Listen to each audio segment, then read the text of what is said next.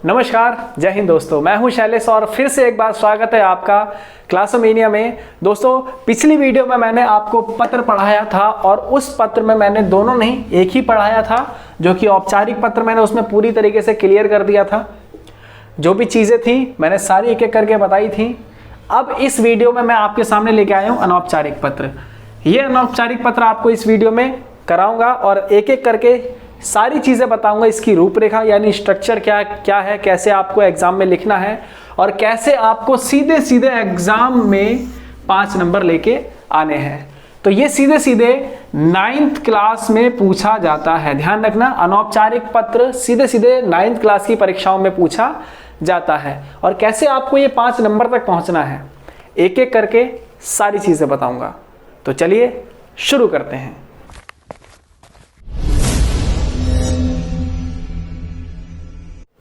हाँ जी दोस्तों, तो इससे पहले वाली वीडियो में जो मैंने औपचारिक पत्र की बनाई थी, उसमें भी मैंने पत्र में ध्यान देने योग्य बातें बताई थी।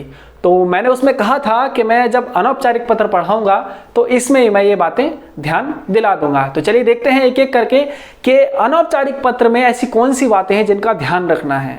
और एक चीज़ का ध्यान रखना, अगर जहाँ पर आपने ये जो बातें पीछे लिखी हुई हैं सारी की सारी मैंने, इनमें से अगर आपने एक भी बात को दिमाग से निकाल दिया तो समझ लेना कि आप इस 5 नंबर से दूर होना स्टार्ट हो गए। तो ध्यान रखना कि आपको ये सारी बातें ध्यान रखनी है। चलिए देखते हैं एक एक करके और मैं सारी बातें समझाऊंगा आपको। चलिए, सबसे पहले सरल भाषा और भाषा आपकी शुद्ध होनी चाहिए। ध्यान रखना, आपको जितने भी पत्र आप लिखोगे, पत्र तो चाहे ये तो सिर्फ पत्र की बात है, आप कोई प्रश्न उत्तर करते हो, आप कोई निबंध लिखते हो, आप कोई भी चीज़ हिंदी में करते हो, तो आपको वहाँ पर सरल भाषा का ही प्रयोग करना होता है, तभी आप अच्छे नंबर के हकदार होते हो। और जब आप हिंदी लिख रहे हो तो आपको शुद्ध हिंदी के शब्दों का ज़्यादा प्रयोग करना है। ठीक है, सबसे पहली चीज़ ये है। दूसरा है आपका नाम पता पूर्ण रूप से स्पष्ट होना चाहिए। यानी कि जब आप पत्र पे नाम ऊपर या नीचे कहीं भी आप लिख रहे होंगे तो वहां पर नाम और पता आपका पूर्ण रूप से स्पष्ट होना चाहिए। देखिए, ऐसा होता है कि कई बच्चे पूछते हैं, मेरे पास कमेंट भी आया था अभी जो मैंने औपचारिक पत्र पढ़ाया था उसमें, कि सर काका का नाम के आगे चल जाएगा? मैंने कहा बिल्कुल चल जाएगा, लेकिन अगर आप नाम लिखोगे, देखिए नाम की अपनी एक जगह होती है। ठीक है, काका का आप लिख दो फॉर्मेलिटी के लिए, कोई दिक्कत नहीं है, लेकिन आप नाम लिखोगे तो फिर एक जो इम्पैक्ट होता है ना छोटा सा, वो बहुत अच्छा पड़ता है। और आपने सुना होगा कि बूंद बूंद से सागर भरता है। तो ऐसे ही जब आप सारी चीज़ जो फॉर्मेट है एकदम अच्छे से फॉलो करके चलोगे तो किसी की हिम्मत नहीं होगी आपको 5 में से 4.5 भी दे दे। ठीक है, तो सारी की सारी बातें आपको ध्यान रखनी है। हाँ जी, नाम और पता आपको पूर्ण रूप से स्पष्ट लिखना है। ठीक है, हाँ, आते हैं तीसरी बात पे। ये 2 मैं बता चुका हूं, तीसरे पे आते हैं। संबंध एवं सम्मान का पूर्ण ध्यान होना चाहिए। ठीक है, संबंध एवं सम्मान का पूर्ण ध्यान होना चाहिए, क्योंकि ये औपचारिक पत्र नहीं है, ये है अनौपचारिक पत्र। ठीक है, अनौपचारिक पत्र हम किसी अपने सगे संबंधी, पड़ोसी, भाई, चाचा, ताऊ, ताई, जितने भी संबंध में आते हैं उनको हम लिखते हैं। दोस्तों को भी लिखते हैं, ठीक है, अपने से बड़ों को भी लिखते हैं, लेकिन वो आपके संबंध में ही आसपास में होने चाहिए। ठीक है, चलिए, और अगर कोई बड़ा है तो उसको पूर्ण सम्मान देना है। ऐसा नहीं है कि छोटा है तो उसे डांट डपट देना है, ऐसा नहीं है। आपको पूर्ण सम्मान छोटे का भी करना है। ठीक है ना, तो सम्मान का आपको पूर्ण ध्यान रखना है। ठीक है, अगला है आपका शिष्टाचार वाली भाषा का प्रयोग करना है। यानी कि फिर मैं वही बोलूंगा कि तू तड़ाके वाली बात आपको नहीं करनी है। आपको हमेशा आप जैसे शब्दों का प्रयोग ही करना है। ये सारे शिष्टाचार में ही आते हैं, यानी आपको शुद्ध बोली बोलनी है। चलिए, अगला है 5वां आपका, पत्र कम शब्दों में तथा संक्षिप्त होना चाहिए।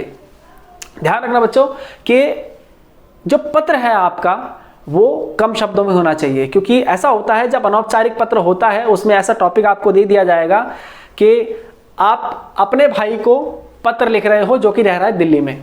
अब दिल्ली में रह रहा है यानी काफ़ी दूर रह रहा है, तो क्या होता है कि हम मन की सारी बातें चाहते हैं कि उस पत्र में एक में लिख दें, लेकिन ऐसा नहीं होना चाहिए, क्योंकि पत्र की एक सीमा होती है, एक लिमिट होती है। उससे ज़्यादा बड़ा होता है तो टीचर भी पढ़ने में इंटरेस्टेड नहीं होता। वो ऐसे चेक करेगा, 4 नंबर दे देगा, काम खत्म। 1 नंबर देगा ही नहीं आपको, जो 5 आपको तो 5 चाहिए ना। तो 5 तब आएंगे जब आप कम शब्दों में अच्छे शब्दों का प्रयोग करेंगे और उस पत्र को खूबसूरत बनाएंगे।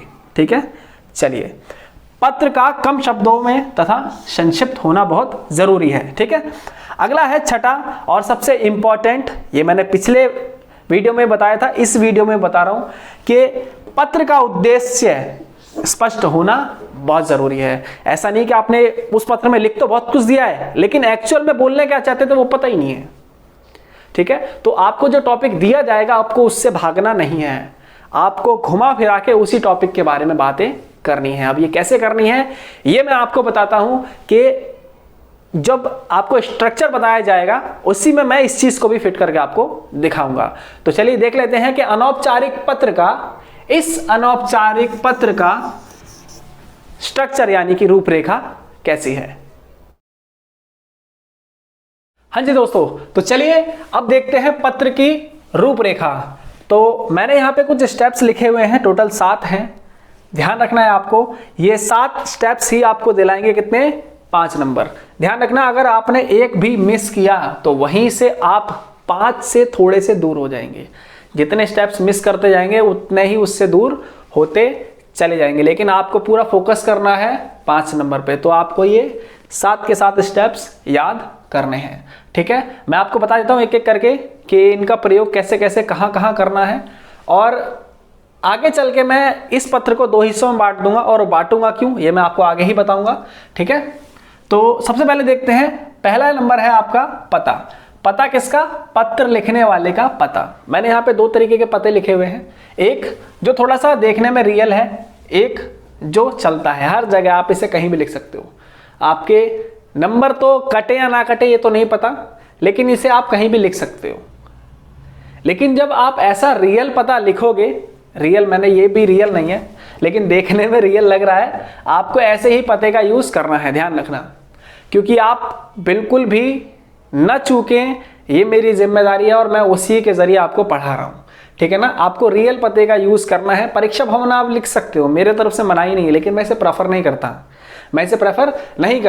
तो ठीक है, आपको इस पते का ज्यादा से ज्यादा प्रयोग करना है। ठीक है, अगर कोई पता ना सूझे, ऐसा तो नहीं हो सकता, अगर ना सूझे तो आप ये लिख देना। ठीक है, चलिए दूसरा है आपका दिनांक। दिनांक का आपको ऐसे लिखना है। ठीक है, चलिए तीसरा देखते हैं संबंध। अब संबंध यहां पर मैं आपको बता देता हूं, पत्र को मैंने बोला था 2 हिस्सों में बांट दूंगा, अब पत्र बटेगा 2 हिस्सों में, यानी कि मैं अब यहां पर 2 तरीके के शब्दों का प्रयोग करूंगा। एक आपकी जो एज से बड़े हैं उनके लिए, एक जो आपकी एज से छोटे हैं उनके लिए।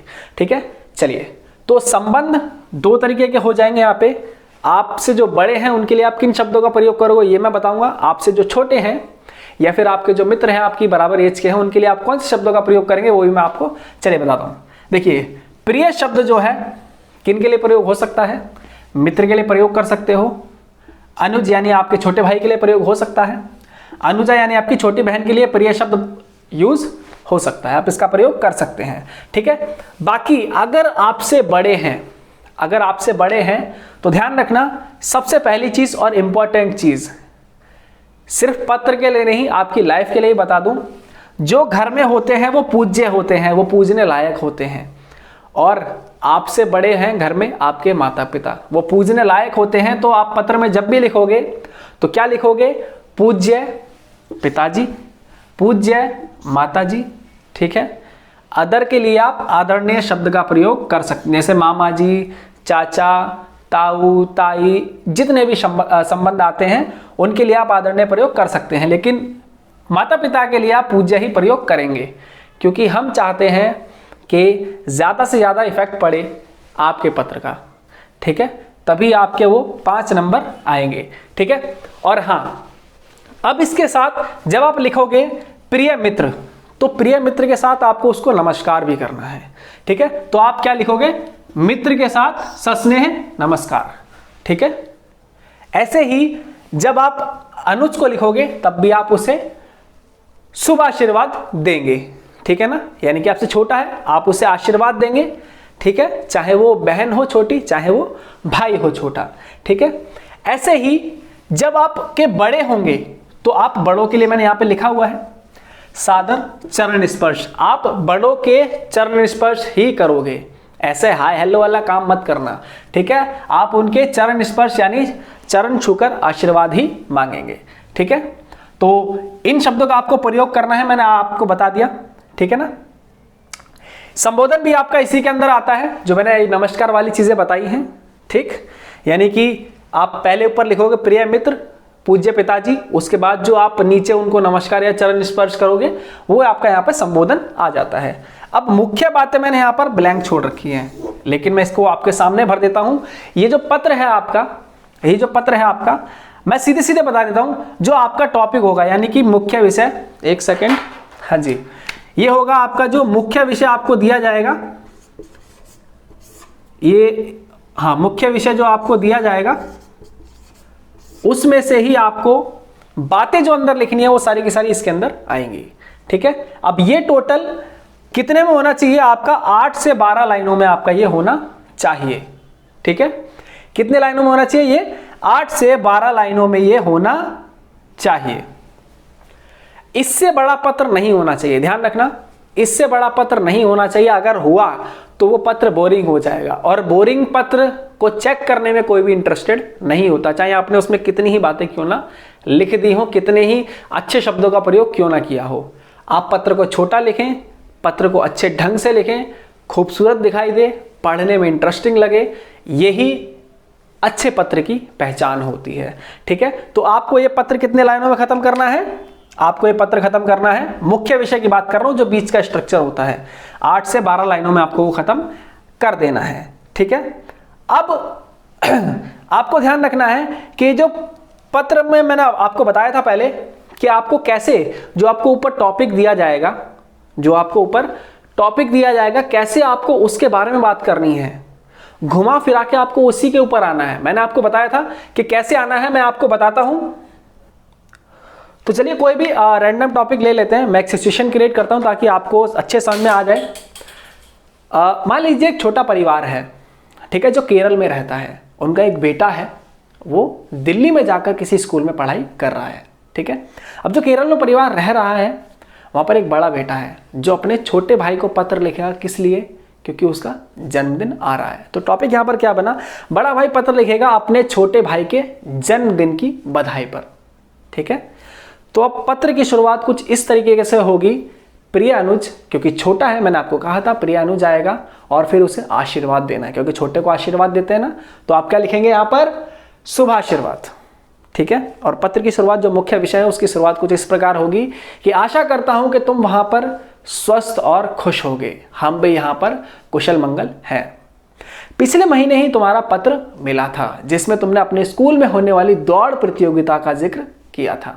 हमें जानकर बहुत खुशी हुई कि तुम उस प्रतियोगिता में प्रथम आए। प्रिय अनुज, मुझे अच्छे से ध्यान है कि अगले माह की 25 तारीख को तुम्हारा जन्मदिन है। हम सभी ने तुमसे मिलने की योजना बनाई, परंतु हमें अचानक ध्यान आया कि उसी माह की तारीख के आसपास तुम्हारी परीक्षाएं शुरू हैं। हमारे आने का कहीं तुम्हारी परीक्षाओं पर गलत प्रभाव ना पड़े, इसलिए हमने आने की योजना बदल दी। लेकिन हम ईश्वर से कामना करते हैं कि तुम्हारे जन्मदिन पर तुम्हारी सारी इच्छाएं पूरी हों और तुम्हारे परीक्षाओं में नंबर बहुत अच्छे आए। हमारा आशीर्वाद सदा तुम्हारे साथ बना रहेगा। तुम्हारा अग्रज, नाम आप चाहें जो भी लिखना चाहें। तो इस प्रकार का कुछ आपका मुख्य विषय होगा। इसके साथ ही मैं आपको नीचे बताने वाला था, ये तो मैंने आपको बता दिया, 8 से 12 लाइनों में आप क्या क्या डालने वाले हो, ठीक है, किस तरीके से आपको घुमा के आपको उसी टॉपिक पे आना है। अब आते हैं लास्ट में अभिवादन करना है, जो मैंने आपको बताया था, तुम्हारा अग्रज, ठीक है, अभिवादन करना है, ठीक है। तो सीधे सीधे बड़ों के लिए आप प्रयोग कर सकते हो, बड़ों के लिए आप प्रयोग कर सकते हो सादर नमस्ते, ठीक है, सादर प्रणाम और चरण स्पर्श। वैसे तो ये चरण स्पर्श बहुत ज़्यादा चलता है, ठीक है ना। छोटों के लिए आप प्रयोग कर सकते हो बहुत सारा प्यार, ये मित्रों के लिए भी चलता है बहुत सारा प्यार, ठीक है। मधुर स्मृति भी दोनों के लिए चलता है, आप कुछ भी लिख सकते हो, ठीक है। अब क्या है, समापन आपको करना है, आपका प्रिय, ठीक है, तुम्हारा अग्रज बड़ा भाई, ठीक है, आपका बेटा, यानी कि कभी अगर माता पिता को लिख रहे हो तो आपका बेटा आएगा, ठीक है, आपका प्रिय, कभी किसी भी बड़े को आप पत्र लिख रहे हो तो आपका प्रिय आ जाएगा, ठीक है, तुम्हारा अग्रज, बड़ा भाई। ये करके आप क्या कर सकते हो, अपने पत्र का समापन बहुत अच्छे से आप कर सकते हो। तो ये वीडियो आपको कैसी लगी कमेंट करके ज़रूर बताइएगा। और अगर औपचारिक और अनौपचारिक दोनों पत्रों में आपको कोई भी समस्या देखने के लिए सामने आती है तो कमेंट सेक्शन में ज़रूर बताइएगा। इसके साथ ही, और अगर आप अभी तक बने हुए हैं तो अब आपके लिए है प्लस पॉइंट। हाँ जी दोस्तों, तो जैसा कि आपको पता है कि प्लस पॉइंट में मैं आपको बताता हूं कि परीक्षाओं में, यानी कि सीधे सीधे आपकी जो वार्षिक परीक्षाएं या अर्धवार्षिक परीक्षाएं होती हैं उसमें किस तरीके के प्रश्न आपसे पूछे जाते हैं। तो हम पत्र पढ़ा रहे थे, पत्र में आपको सीधे सीधे प्रश्न जब आएगा, आपको टॉपिक दिया जाएगा किस चीज़ का, मान लीजिए कोई जन्मदिन से संबंधित होगा, आप किसी को जन्मदिन की बधाइयाँ दे रहे होंगे, आप किसी को शादी का निमंत्रण दे रहे होंगे, या फिर कोई आपको शादी का निमंत्रण दे रहा होगा, आप किसी की सहायता कर रहे होंगे या फिर कोई आपकी सहायता कर रहा होगा, ठीक है। ऐसे टॉपिक पे आपको सीधे सीधे पत्र मिल जाएगा। इसके साथ ही हो सकता है कोई शोक समाचार हो, वो पत्र के जरिए बताना चाहता हो, ये भी हो सकता है। या फिर हो सकता है कि आप किसी को अपना शोक समाचार बताना चाह रहे हो, ये भी सीधे सीधे टॉपिक दिए जाते हैं। लेकिन ये शोक समाचार थोड़ा सा नेगेटिव जाता है, इसीलिए ये परीक्षाओं में ज़्यादातर नहीं पूछा जाता, ठीक है। तो आपको बाकी चीज़ों पे ध्यान रखना है, ठीक है। और किसी भी चीज़ का पुरस्कार मिला हो स्कूल से या कहीं से भी, इसके भी ज़्यादातर पूछे जाते हैं, ठीक है। तो इस तरीके के कुछ टॉपिक आपके परीक्षाओं में मिल जाएंगे। तो ये वीडियो आपको कैसी लगी ज़रूर बताइएगा। और कोई भी अगर आपको परेशानी है तो कमेंट सेक्शन में ज़रूर लिखिएगा। अगर किसी टॉपिक पे आपको व्याकरण के वीडियो चाहिए तो कमेंट सेक्शन में ज़रूर लिखिएगा, ठीक है।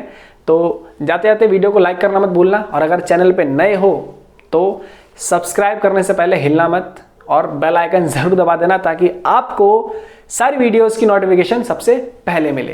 तो चलिए मिलते हैं फिर नेक्स्ट वीडियो में, तब तक के लिए जय हिंद।